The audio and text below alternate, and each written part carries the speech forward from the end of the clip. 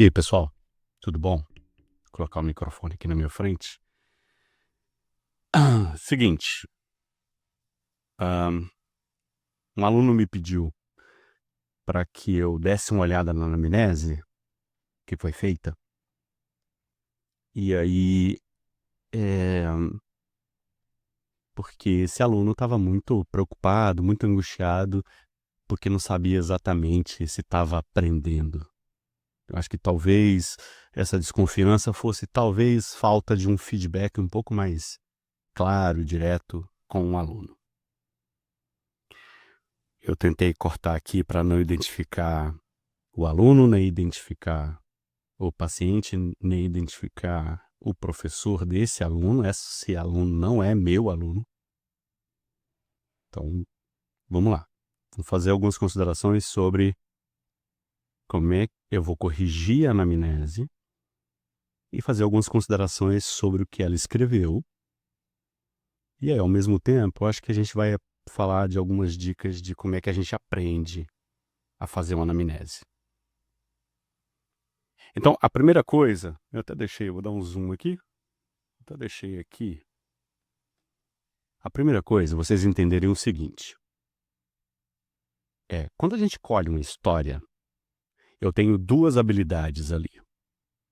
Uma primeira habilidade é uma habilidade de entrevista. Então, a primeira habilidade é como é que eu colho a história. Então, como é que eu faço isso aqui poderia ser traduzido como fazer com que o paciente conte a história.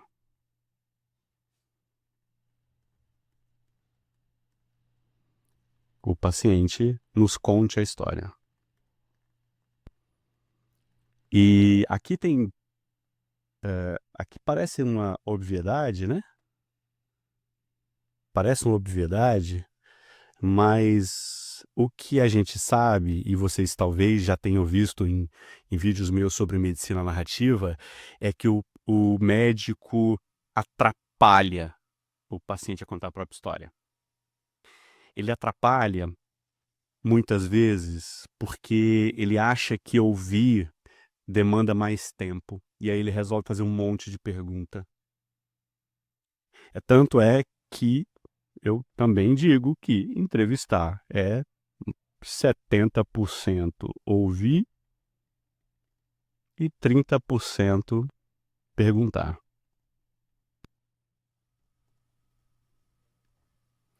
Um problema. Esse é um problema, porque o aluno, quando ele começa a aprender a entrevistar, ele acha que ele tem que saber perguntar. E ele não tem que saber perguntar. Ele tem que saber ouvir. Por que que eu não gosto, por exemplo, de roteiros? Eu não gosto de usar roteiro. Porque o aluno fica preso no roteiro. Quando ele fica preso no roteiro, perde a naturalidade da conversa clínica, perde a naturalidade da entrevista. Tudo é um roteiro. E a entrevista não tem roteiro. O que tem roteiro é a escrita, não a entrevista. Então é muito comum no início a gente confundir aquela coisa, identificação, queixa principal, HDA, como aquilo fosse uma ordem, um roteiro de uma entrevista, que aquilo ali fosse uma ordem de perguntas que você deve fazer. E não é assim. Você tem que aprender a ouvir. Primeiro, e grande parte da consulta é ouvir. Não é você fazer pergunta, é você saber ouvir. Quando você ouve bem e estimula ele a falar, 90% das perguntas que talvez você deveria fazer, você não faz porque ele se adianta e faz. Tá? Então, se você faz muita pergunta e o paciente fala pouco, a entrevista fica ruim. E o que está escrito talvez fique ruim. Ou muito provavelmente fica ruim. Tá? Então tá, essa é uma habilidade. Uma habilidade é saber conversar com o paciente e colher essa história. Tá? Então essa é uma habilidade. A outra habilidade é essa que eu estou corrigindo. Quando eu corrijo a história escrita, eu estou corrigindo uma segunda habilidade que vem depois da entrevista. Essa habilidade é uma habilidade de síntese. Quando eu estou entrevistando, eu preciso estar aberto à história, a tudo que é contado. Naquele momento eu não posso ser sintético. Quando eu escrevo, essa é uma habilidade de síntese, ok? E eu vou juntando e organizando as informações. E aí eu vou e escrevo o texto, tá? O texto é você produzindo uma história clínica que faça sentido para o paciente e para você. Então, quando a gente viu lá em medicina narrativa, a gente já tinha comentado sobre isso, ok? Então vamos lá. Então você colhe uma história na entrevista e você escreve no papel. São duas habilidades diferentes. São duas coisas muito diferentes. Elas se complementam, mas são duas coisas muito diferentes. Você pode até ter um texto bom, mas a entrevista foi ruim. Ou você pode ter feito uma entrevista muito boa, mas o texto ficou ruim. Então lembra que, se eu estou corrigindo a sua história, que não estou corrigindo a sua entrevista. Porque a entrevista eu precisaria estar junto de você para corrigir a sua entrevista. E aqui eu estou corrigindo a sua história. Bom, aí tem algumas coisas que eu já vou comentar aqui, que é o seguinte. Eu tenho um jeito de ensinar, tá? Que eu acho que é um jeito válido. Se eu estou ensinando, eu só posso acreditar no jeito que eu ensino. Mas não foi o jeito que eu aprendi. Ok? Eu lembro muito bem que, quando eu aprendi, se confundia muito a entrevista com a estrutura básica da anamnese. E eu tinha a impressão que eu tinha que fazer um monte de pergunta. Final dos anos 90, quando eu fiz faculdade de medicina, essa era a ideia mesmo. Eu não lembro de ouvir falar em entrevista centrada no paciente, em escuta ativa. Não lembro de nada disso. Não sei se eu fui um mau aluno, não lembro, mas não lembro de nada disso. E esse jeito de aprender tem a ver com uma ideia inicial que é: você não vai conseguir fazer uma história completa. A sua história, ela é no máximo abrangente. Eu sempre falo isso e volto a repetir sempre. Uma história completa, não falta nada, ela é completa. E uma história abrangente, ela consegue ir longe, mas pode ser que falte uma ou outra informação. Então não fiquem angustiados com a história completa, porque em uma consulta, uma única consulta, essa história não aparece. Nós não temos todo o tempo do mundo para entrevistar alguém. É contraprodutivo que eu fique 1 hora conversando, mas meia hora examinando. Ok? É cansativo para nós, é cansativo para o próprio paciente. Então a gente tem que equilibrar as pressões do tempo, porque a gente sabe que fora daqui a gente também não tem todo o tempo do mundo. Então a gente tem que equilibrar as pressões do tempo e do local onde você está atendendo. Ok? A entrevista, ela é muito mediada para os objetivos que você tem. Então é outra coisa importante. A entrevista depende dos objetivos do seu cuidado, tá? Então, se você está trabalhando, você é médico do SAMU e vai no atendimento na rua, você não faz essa anamnese, concorda? Mas você colhe uma história, não é? Os objetivos daquele cuidado seu como médico do SAMU, elas mediam a história. A história, alguns fatos são mais relevantes, outros menos relevantes. Se você está no pronto-socorro, já é diferente. Se está na enfermaria, é outra história. Ok? O que tem diferença entre o médico do SAMU, o médico da emergência e o médico da enfermaria ou da UTI, talvez UTI não, porque UTI quase não tem história, porque o paciente está bem mal, e aí talvez ele está sedado ou está confuso e não conta história, mas o que tem diferença é que na enfermaria eu tenho mais tempo do que lá no SAMU. Lá na enfermaria eu tenho outros objetivos de cuidados lá do SAMU. O cara que atende alguém que caiu de moto na rua, ele tem que garantir coisas diferentes do que eu tenho que garantir quando eu atendo depois que ele saiu da UTI e ficou 15 dias internado, entubado, porque teve um trauma contuso no pulmão e lá vai, tá?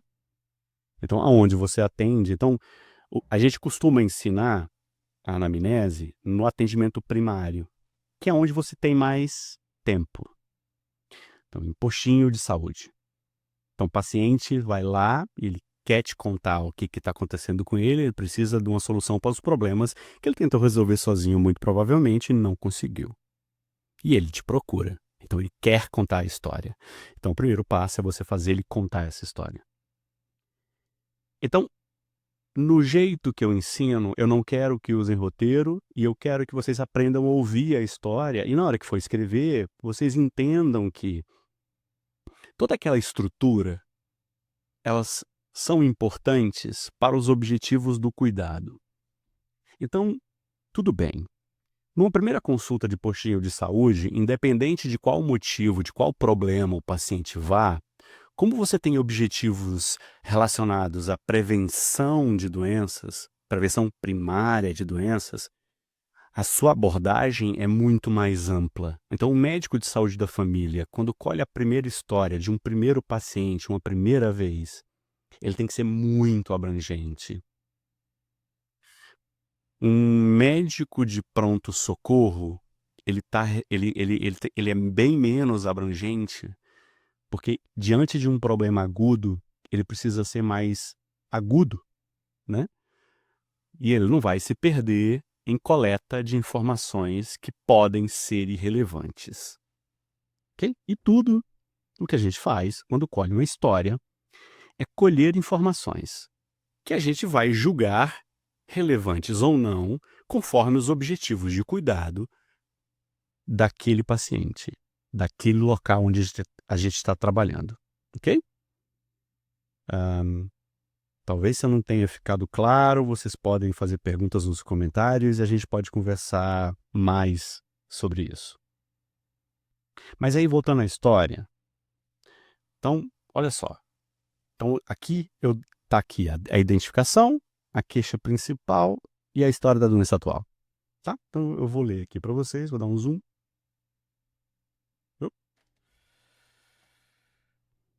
Vou dar um zoom aqui, eu estou meio na frente. Tá. Então vamos lá. Ó. ASO, sexo feminino, 40 anos, natural de Palmas, residente de Gurupi, casada, católica, dona de casa, cor parda. Queixa principal, dor de cabeça muito forte, colocou aqui entre aspas, às 6 horas. História da doença atual. O paciente relata cefaleia de início súbito às 6 horas. Dor em caráter em aperto e que irradia da região frontal para as demais regiões da cabeça, entre parênteses, cefaleia holocraniana. Sem fatores de melhora ou piora. No entanto, sente desconforto em ambientes mais iluminados. Referiu-se à dor de intensidade 10 dentro da escala de 1 a 10. Além disso, sentiu náuseas associadas ao sintoma principal. Então vamos lá. Aqui a gente tem um primeiro problema, que é o seguinte, falando da sua história da doença atual. Se você parar para pensar, nessa sua história, você falou sobre este personagem aqui chamado Cefaleia. Esse aqui é um personagem. Essa aqui é a sua história. E você simplesmente descreveu o personagem. Aí eu falei assim, conta uma história. E aí você fala, a dor de cabeça é assim, assado, é assim, assado. E você fez uma descrição. Beleza, você falou sobre o início, que com relação ao tempo, falou o caráter da dor, aqui a qualidade da dor, a irradiação, se fator de melhora ou piora. Sente desconforto em ambientes mal iluminados, aqui sintomas associados, aqui intensidade da dor, sintomas associados. Ok, então eu tenho uma dor de cabeça, um personagem de uma história razoavelmente bem descrito. Mas eu não tenho uma história, eu só tenho o personagem da história. Eu preciso de um contexto clínico para eu entender essa história. Por isso que eu preciso que essa história seja mesmo uma narrativa, uma história contada. Eu preciso de uma narrativa, ok? Eu não posso só simplesmente descrever o sintoma, ok? Caetano? Só um minuto. É o Caetano? É você, meu bem?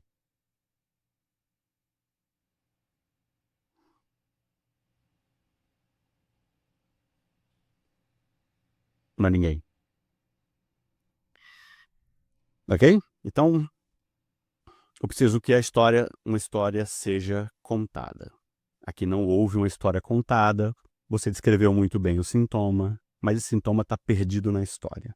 Eu poderia até reescrever isso de uma forma mais, mais sintética, vamos dizer assim, mas tá bom, não tá ruim não, tá bom. Essa queixa principal aqui é muito boa, eu gosto muito desse modelo de queixa principal, em que você já dá um tempo para a história. Eu sempre gosto de dizer que isso aqui é o título da história,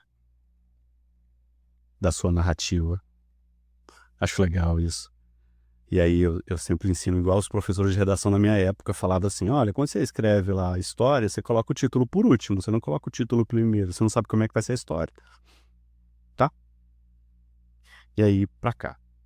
Então tá, olha só. Então você, tá, beleza, sua identificação aqui colheu um monte de informações, sua queixa principal tá ok, sua história da doença atual tá ok.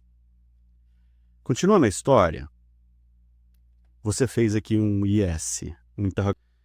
E aí você aqui, nega queixa, sistema nervoso, nega queixa, sintoma respiratório, tosse há 2 dias. Sintomas cardiovasculares, nega queixa, gastrointestinal, nega queixa, ciência urinária, relata dor ao urinar. Sistema musculoesquelético, lesão na região da coxa, dor ao toque, nega queixa, psíquico, desânimo, relata escotomas. Então vamos lá. Então eu circulei aqui os sintomas novos que apareceram no interrogatório sintomatológico. Entenda o seguinte: interrogatório sintomatológico é um instrumento de investigação da anamnese para ir atrás de sintomas que o paciente não nos contou porque esqueceu ou não nos contou porque o próprio paciente achou que não era relevante contar. Ok? Presta atenção. Quando alguém procura a gente e que está doente, esse alguém, ele te conta uma história já editada. Ele não relata exatamente tudo o que aconteceu. A história que a gente conta para o médico é uma história que a gente escolhe o que contar e a gente escolhe o que não contar.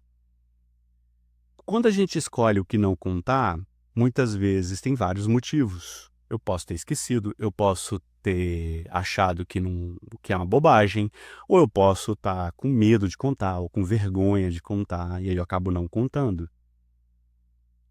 O interrogatório sintomatológico serve para alimentar a história de dados que talvez o paciente não tenha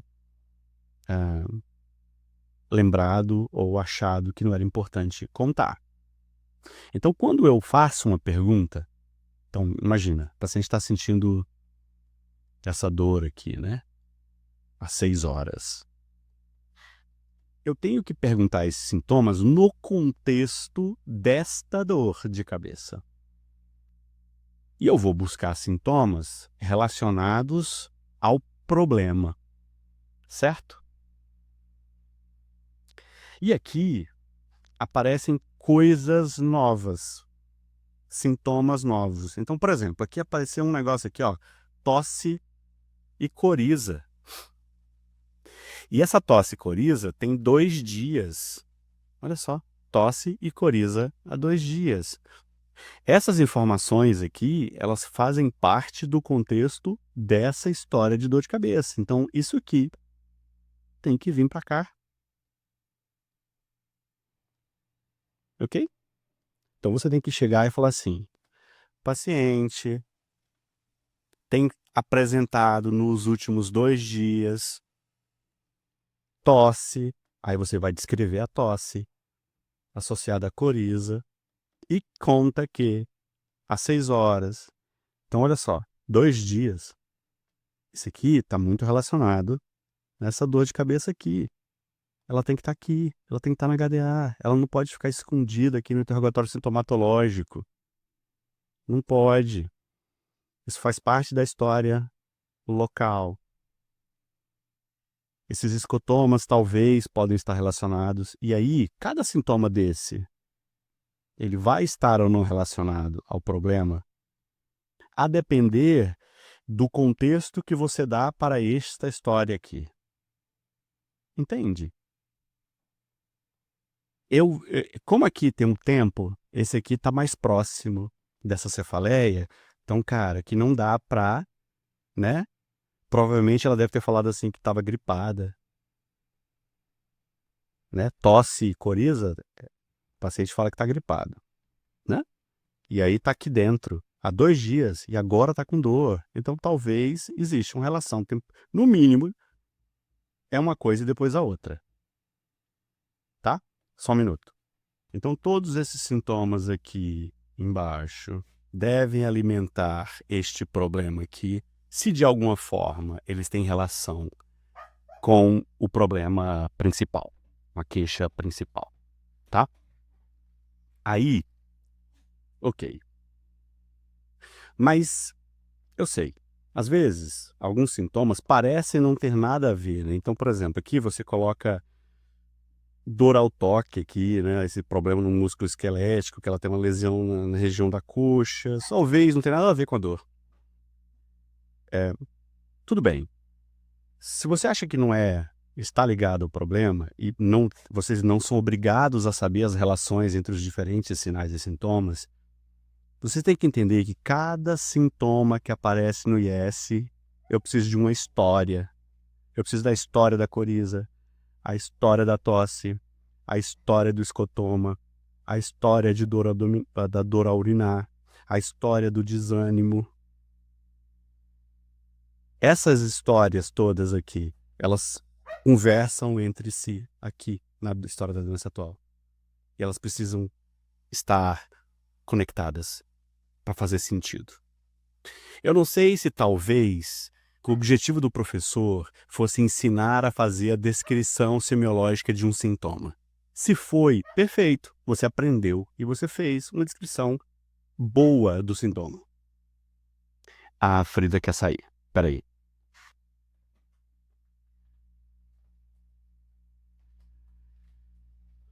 Peraí, tu é chata e Frida. Pediu pra entrar e agora quer sair. Miséria.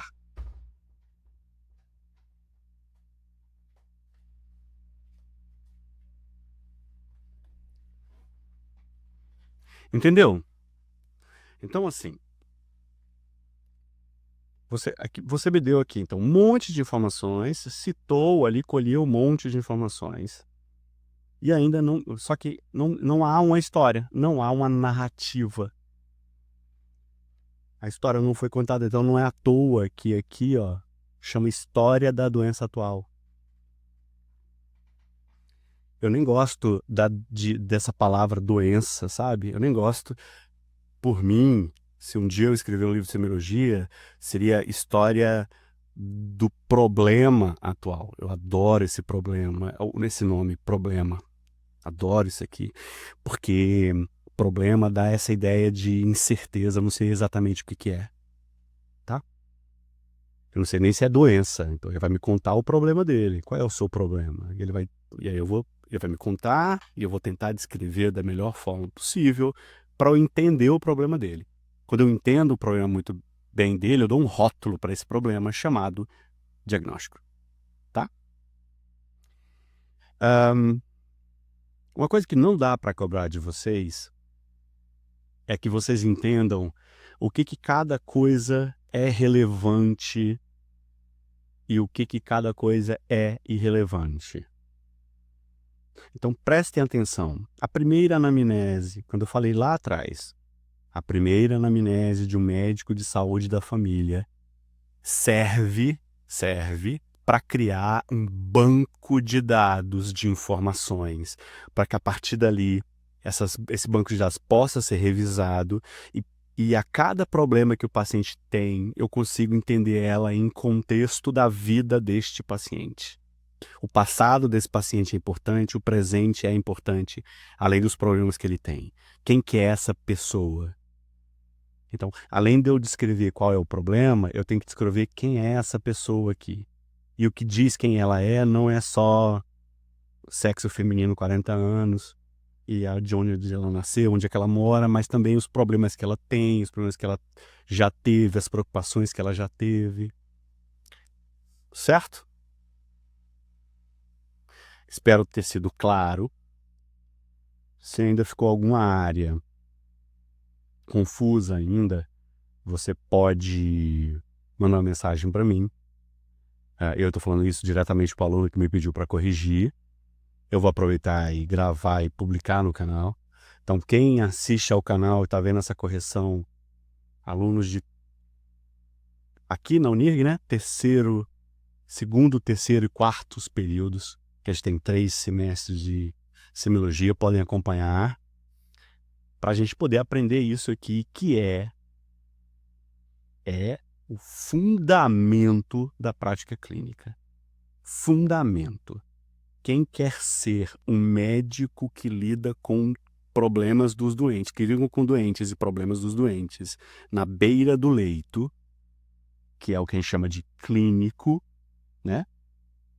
Quem quer ser este profissional precisa entender os fundamentos da medicina clínica, que são semiologia e fisiopatologia.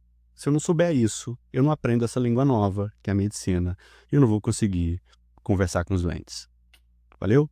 Um abraço.